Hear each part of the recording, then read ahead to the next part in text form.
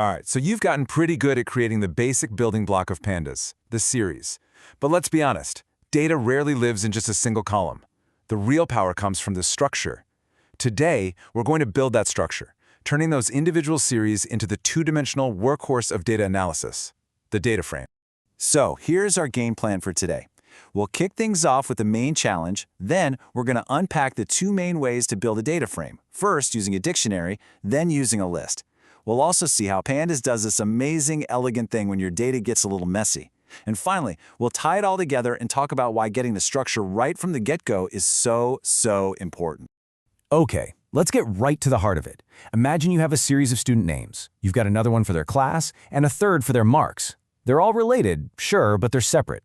The real challenge is, how do we combine them into a single organized table where every row is one student and every column is a different piece of their info? And that is the fundamental question, isn't it? How do we level up from a simple list to a powerful grid? Well, it turns out that the container you use to hold your series, whether it's a dictionary or a list, is going to dramatically change the final result. Let's start with the most common method, using a dictionary. First up is what I like to call the vertical build. We're going to use a good old Python dictionary to stack our series right next to each other, basically creating columns as we go. The process here is actually beautifully simple. First, you just create your series like you normally would. Second, you pop them into a dictionary. Now, this next part is absolutely crucial. You have to give each series a key, a string name, because that name is about to become your column header. And finally, you just hand that whole dictionary over to the DataFrame constructor. Okay, so here's our setup in code. You can see we have 3 separate series for our student data. Now notice how they're all wrapped up in those curly braces. That's our Python dictionary. We've given each series a key: name, class, and marks. And these keys, well, they're more than just labels. They are direct instructions for Pandas. And voila! Check that out. The dictionary's keys name, class, and marks are now our column headers. Pandas just took each series and stood it up vertically, like a column. And the series indices, A1, A2, and A3, they all lined up perfectly to become our row labels. It's clean, it's intuitive, but what happens when things don't align so perfectly? This is where Pandas truly shines. Because let's face it, real-world data is messy. So let's intentionally break the alignment of our indices and see just how brilliantly Pandas handles it. We're going to make one tiny little change to our name series. See how we've changed that first index label from A1 to B2? Now the other 2 series, they still use A1, A2, and A3.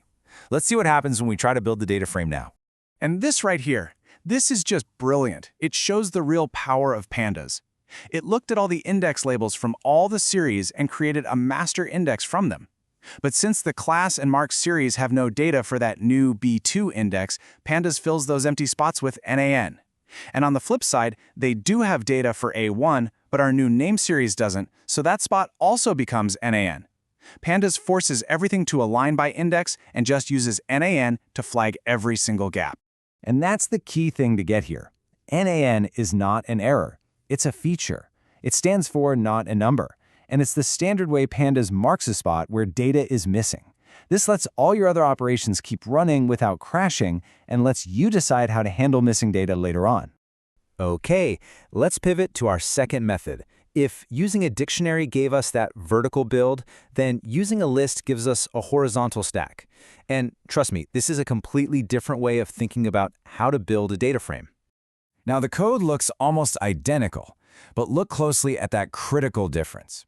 Instead of those curly braces for a dictionary, we're now using square brackets to put our 3 series into a simple list.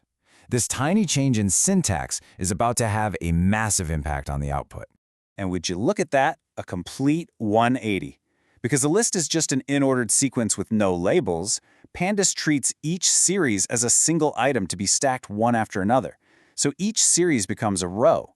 And since we didn't provide any column names, Pandas intelligently uses the combination of all the series indices, like our A1 and B2, to create the column headers. So we've just seen 2 methods that take the exact same data and produce wildly different results. Let's put them side by side to make this distinction crystal clear. This table really just crystallizes everything. It all comes down to the logic of the container you use. A dictionary is all about labeled data. Those keys are labels, so they naturally become column labels in a vertical build. This is the exact same logic behind creating a data frame from a dictionary of lists. But a list? Well, a list is all about ordered sequence. The items are just in an order, so they naturally become rows in a horizontal stack. Getting this difference is the key to controlling your data frame structure. If you only remember one thing from this entire explainer, please let it be this. When you're building from series, a dictionary creates columns and a list creates rows. It's truly the simplest way to remember which one to use and when. So why do we care so much about how we build the data frame in the first place? Well, because the initial shape you give your data dictates absolutely everything you can do with it later on. This is really all about choosing the right tool for the job. You're going to want to use a dictionary when you're combining different features about the same items. Think adding more columns of data. And you'll use a list when you're stacking totally separate records on top of each other. Think adding new rows. Getting this right from the very beginning is probably the most important first step in any analysis, because it sets the stage for everything that comes next. And that's really the question to carry forward with you. You now have two powerful ways to shape your data. So ask yourself, are you combining different attributes of the same things, or are you stacking whole records? The answer is going to tell you whether to reach for a dictionary or a list. Thanks for joining this explainer.